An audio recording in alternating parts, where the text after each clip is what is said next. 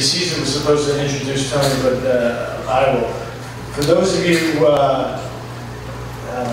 weren't there, last week, I guess we had a press conference at the McGinn Center at SIUH to announce the event, and Tony was sort of the MC.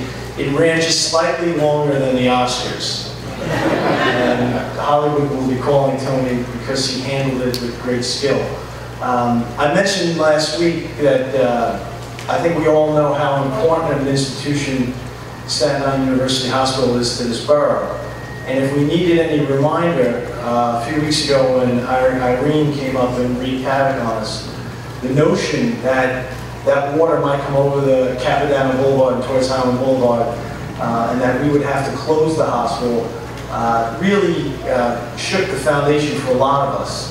But it was a reminder to me just how important that place is. It's been important in my life. I've said it publicly many times. It saved my dad's life on more than one occasion. But we are so fortunate to have a wonderful Staten Islander, someone who cares about this borough from head to toe, run that facility. He has been a wonderful friend to me on a personal level and many times. And he is an asset to this borough in a big way, and that is the CEO of Staten Island University Hospital, our good friend Tony Ferreri.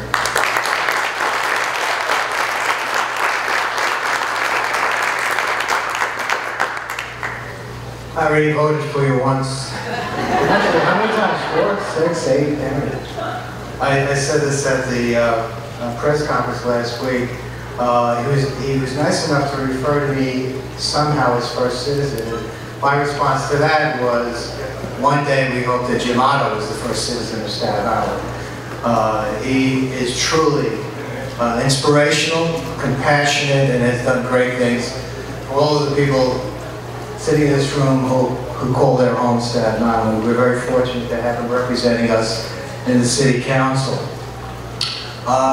Just a couple of things. I only have a few minutes, and the most important part of what I'm going to do up here is introduce our keynote speaker. But before I get to that, I just wanted to tell you a little bit about Jim mentioned. Actually, I have a joke. I'll start with a joke. This Catholic hospital was run by a sister. And as many Catholic hospitals are, they're run by a nun. And like most hospitals, Catholic or secular, the hospital was experiencing some financial difficulty and financial distress to the point that sister decided that she would take matters into her own hands and start meeting with patients who couldn't pay their bills. So she walked upon a patient and said to the patient, Mr. Smith, we really need to talk to you about when you're going to pay for this bill. We have concern about it. You know, we provide care to the poor. However, we also need to make sure that we can support our mission. And he said, I have no money. So she said to him, well, you know, maybe you have family. Maybe you have family that can help you out, assist you with paying the bill. We can work out a payment plan over time. And Mr. Smith said, well, I don't have much of a family. I have one spinster sister, and she's a nun. So the sister looked at him and said, Mr. Smith, your sister's not a spinster, she's married to God. So he looked at her and he said, well, let my brother-in-law pay for the bill. Oh well.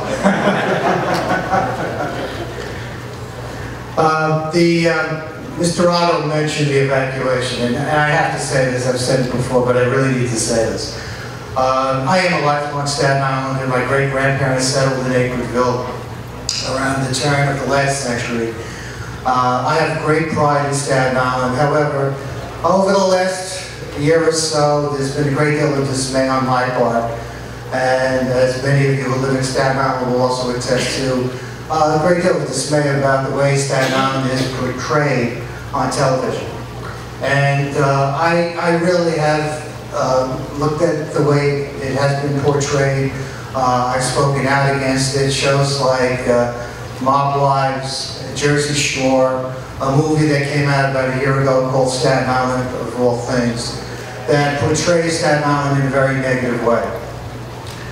I have to tell you, and Jim mentioned this, that when we experienced the evacuation of 600 people from Staten Island University Hospital, 2 hospitals, both in Zone A. 5 hospitals were ordered evacuated by the mayor. 2 of the 5 were part of Staten Island University Hospital.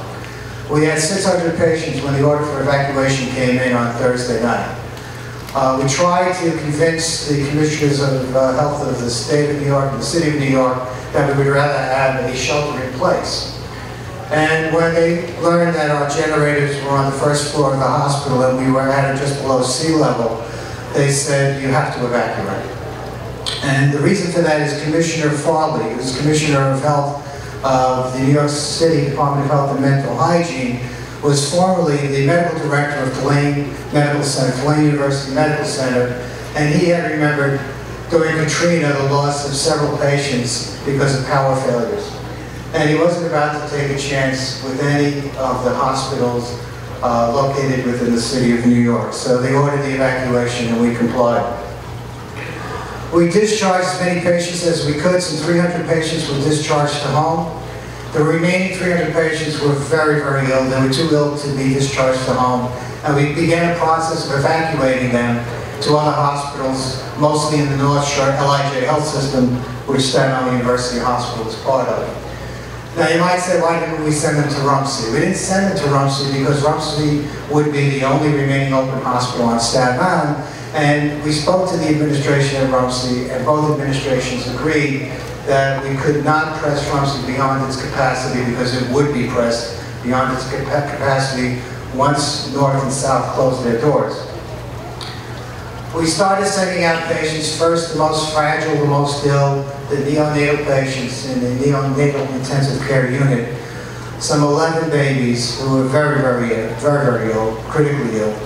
And each move of a baby would take about 2 hours to prepare because we did not want to take any chances with a loss of life. We were very, very concerned that because these were all critically ill patients that we might lose someone along the way. We're very, very grateful. And in an evacuation, it's important to realize that people would just say, well, just send them. We just couldn't send them. Because if you're going to send a patient from one hospital to another hospital, and that patient is seriously ill, you have to make sure that the physician on the receiving hospital side understands what is ailing the patient. We have to make sure that the patient has sufficient medications to last for a number of days. Every patient left having been accepted by a physician, every individual accepted by a physician at the receiving hospital, and every patient was sent out with 4 days supply of medications. At the same time, Rumsey was experiencing an overwhelming impact on volume. We sent 40 nurses, we sent scores of doctors, we sent oxygen, we sent 2,000 pieces of linen to Rumsey to help support them while they were filling in for all 3 hospitals on Staten Island. Now, why do I tell you all this? And why do I tie this into the image of Staten Island as portrayed on cable television and in the movies? When I left the command center, at some point after probably 48 hours with only a few hours break in between, and I walked through the hallway of the hospital down towards the rear of the hospital where the heart tower is, and I saw lines of patients on gurneys and stretchers and beds, calmly waiting to be evacuated with loved ones by their sides, with physicians, nurses, transporters holding their hands and making them calm. When I saw that, and then I walked through the outside and saw a scene that looked like it came somewhere out of a 70s disaster movie, of helicopters, buses, ambulances, waiting to transport patients to other hospitals. And I realized that our community had reacted so appropriately at this particular point in time. I saw the real Staten Islanders that were at today.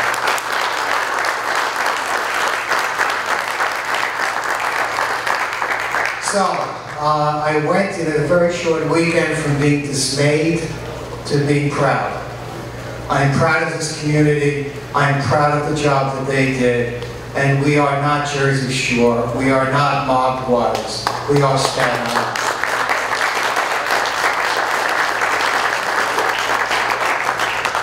Now, my pleasure to introduce someone who lives in Staten Island, someone who came to us from Leonard's Hill and Mount Sinai. We are very, very fortunate to have a surgeon with such great skill decide to come to Staten Island University Hospital, to come to Staten Island, and to bring this great skill with her. I'm also very, very pleased that she decided to join us as our keynote speaker today. We're truly blessed by having her here. The face is probably very familiar to you. Her name, I'm sure it's familiar to her. Her name is Dr. Sonara Kumar. She may look familiar because she is a medical advisor and medical contributor to Fox News. She appears often on Fox News. She appears often on Channel 5, Fox News as well.